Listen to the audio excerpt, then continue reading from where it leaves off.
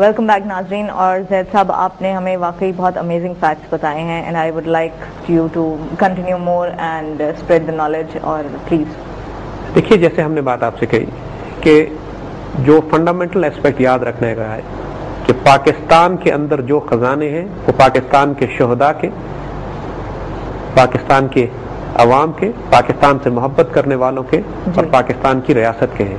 سندھ کا کوئی وجود نہیں ہے پاکستان کے علاوہ. بلوچستان, سرحد, فرنٹیئر کشمیر, پنجاب, کوئی وجود نہیں ہے ہمارا. اگر ہم جسم کے اعضاء کاٹ کے الگ کر دیں تو یہ ہم ایک وجود ہیں. اور جو شخص یہ بات کرتا ہے یہ میرے تیرے کی جھڑپ, صوبوں اور مرکز کی جھڑپ, آپ صوبوں کی آپس میں جھڑپ, شکلیں پہچان لیجیے گا, غدار ہیں یہ لوگ, آپ کی آبرو بیچ ڈالیں گے یہ. سر یہاں پہ آپ کو انٹرپٹ کروں گی میں. بتائیے کہ اگر اس طرح سے ہے, پاکستان کا حصہ, ان کا وجود نہیں ہے پاکستان کے بغیر, پھر یہ بات شروع کہاں سے ہوئی, کیسے, یہ کس بیس پہ یہ لوگ کہتے ہیں؟ یہ وہی آرگومنٹس ہیں کہ جو مجیب الرحمان نے مشرقی پاکستان توڑنے سے پہلے دیے تھے. جی, وہ یہی اعتراض کیا کرتا تھا کہ ہمارے پٹسن کے پیسے سے اسلام آباد آباد کیا گیا ہے. صحیح. ہماری پٹسن سے یہ پورا مغربی پاکستان ہے جو کما رہا ہے. غلطیاں کوتاہیاں ہوتی ہیں, جھگڑے ہوتے ہیں گھر کے اندر, بھائی بھائی بھی آپس میں لڑ پڑتے ہیں, لیکن جو گھر کو جلانے کی بات کرتا ہے وہ اسلام کا, پاکستان کا, مسلمانوں کا اور ان لاکھوں لوگوں کا جنہوں نے اپنے جان, مال, عزت اور آبرو قربان کیے ہیں اس ملک کی عزت اور آبرو کی حفاظت کے لیے اور اس کی سرحدوں کی حفاظت کے لیے. یہ ان کے ساتھ بہت شدید خیانت ہوگی. ان لوگوں کو پہچانیے گا, جو کچھ پاکستان میں ہے وہ اللہ رسول کا ہے اور پاکستان کی امانت ہے. کسی نہ کسی ایک ذاتی صوبے کا ہے, نہ کسی ذاتی شخص کا ہے. اور جو بات ہم نے کہی کہ یہاں یہ لوگ اتنے بدنیت ہیں کہ جب یہ صوبوں کی بات بھی کرتے ہیں تو ان کی نیت ناپاک ہوتی ہے. ریکوڈک کے اوپر کیوں نہیں بولے یہ لوگ کہ جب ملک کی آبرو بیچی جا رہی تھی, جب 200 ارب کا سونا اور کاپر یہودیوں کو بیچا جا رہا تھا, یہ بلوچ سب نیشنلسٹ اس وقت کدھر تھے؟ اس وقت کیوں نہیں انہوں نے شور اٹھایا اور آواز اٹھائی کہ بلوچستان کے حقوق بیچے چلے جا رہے ہیں؟ کیونکہ یہودیوں کو بیچے تھے نا, کیونکہ یہ خود بھی یہودیوں کے لیے کام کرتے ہیں, لہذا چپ تھے, کیونکہ یہودیوں سے پیسے کھاتے ہیں یہ. لیکن اگر اسلام آباد, پاکستان کا مرکز, پاکستان کا وجود, پاکستان کی قوم اگر ذرا سا بھی کوئی حصہ اس کے اندر چلے جو پورے پاکستان پر استعمال ہوتے ہیں پھر ان کو آگ لگ جاتی ہے. ان کی شکلیں پہچانیے گا, گوادر پہ بھی جھوٹ بولتے رہیں گے, پاکستان کے باقی تمام معاملات پہ جھوٹ بولتے رہیں گے یہ لوگ پاکستان سے نہ مخلص ہیں, نہ پاکستان کی ریاست سے مختلف ہیں.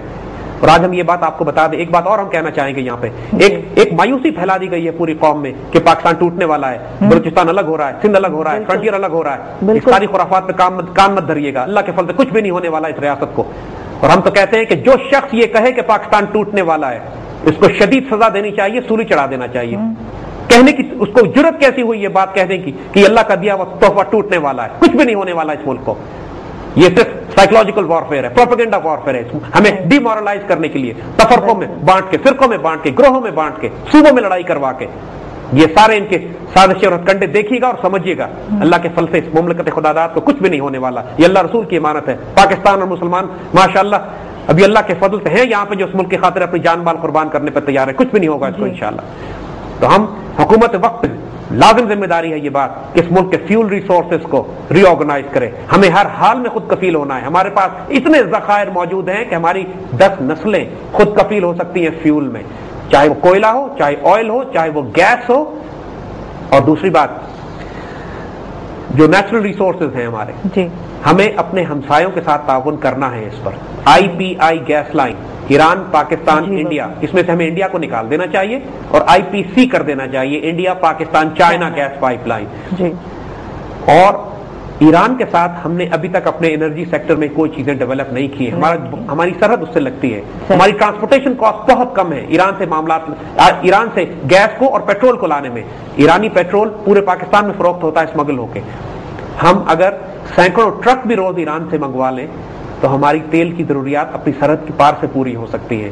ہمیں کوئی لمبے چوڑے طریقے کر کے, رسک لے کے, وہ خطرناک معاملات کر کے کہ دوسرے ملکوں سے ہمارا تیل آتا ہے, جہاں سے بھی آئے, ہمیں تیل سعودی عرب سے بھی آتا ہے, ہمیں تیل گلف کے ممالک سے بھی آتا ہے ضرور, لیکن alternate back up supply line Iran سے کھول کے رکھنی ہے ہمیں. اس صورت میں کہ سی لین, سمندری لینز اگر بلاک کر دی جائیں ایک جنگ اور ایک حادثے کی صورت میں, کیونکہ انڈیا کے ملٹری پلانز میں یہ ہے کہ جس لمحے پاکستان کے ساتھ اس کی کوئی ہاسٹائل سیناریو ہوگا, ہاسٹائل انوائرمنٹ بنے گی, وہ ہماری سی پورٹس بند کر دے گی جیسے قطر کی جنگ اس نے کی تھی. بالکل.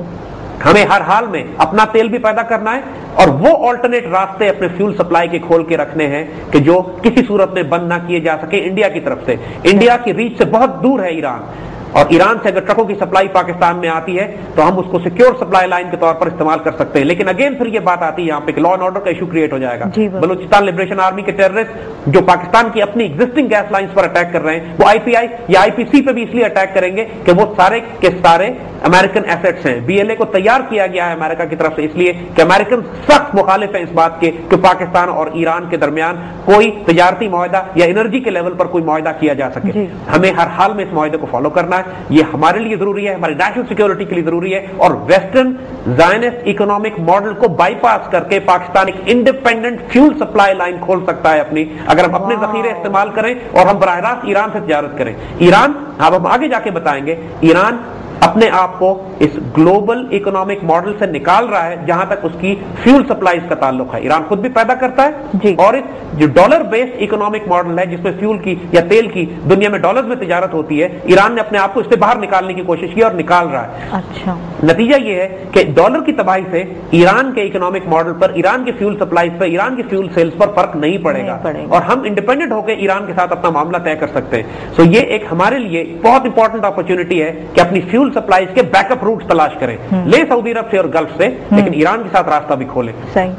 جیسے ہم نے کہا کہ انتقال سے پہلے اسلامک اکنامک ماڈل کی بات کی ہے, اور اسلامک اکنامک ماڈل کا جہاں تک تعلق نیچرل ریسورسز سے ہے, اس کے اوپر حضور صلی اللہ علیہ وسلم کی ایک سٹننگ حدیث ہے جس میں آپ نے پیرامیٹرز ڈیفائن کر دیے ہیں کہ نیچرل ریسورسز کے, فیول ریسورسز کے لاس کیا ہوں گے. ایک حدیث شریف ہے جس کا مفہوم ہے کہ آپ نے فرمایا ہے کہ 3 چیزیں مسلمانوں کی اجتماعی ملکیت ہیں, پرائیویٹ پراپرٹی میں نہیں دی جا سکتی, وہ ان کو پرائیویٹائز نہیں کیا جا سکتا.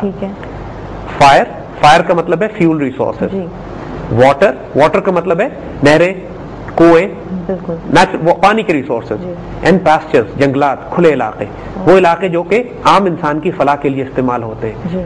ان میں سے کسی چیز کو پرائیویٹائز نہیں کیا جا سکتا. پاکستان میں جتنے بھی فیول ریسورسز ہیں, جتنے بھی واٹر ریسورسز ہیں, جتنے بھی پاسچرز ہیں, کھلی جگہیں ہیں, وہ لازماً مسلمانوں کی اجتماعی ملکیت ہونی چاہیے. آج کے ماڈرن کیپٹلسٹ اکنامک سسٹم میں بالکل اس کا الٹ ہے. جی زید صاحب, گفتگو کا سلسلہ یہیں سے جاری کریں گے, لیکن ابھی ایک چھوٹے سے وقفے کا ٹائم ہے. ناظرین, ہم واپس آتے ہیں ایک چھوٹی سی بریک کے بعد.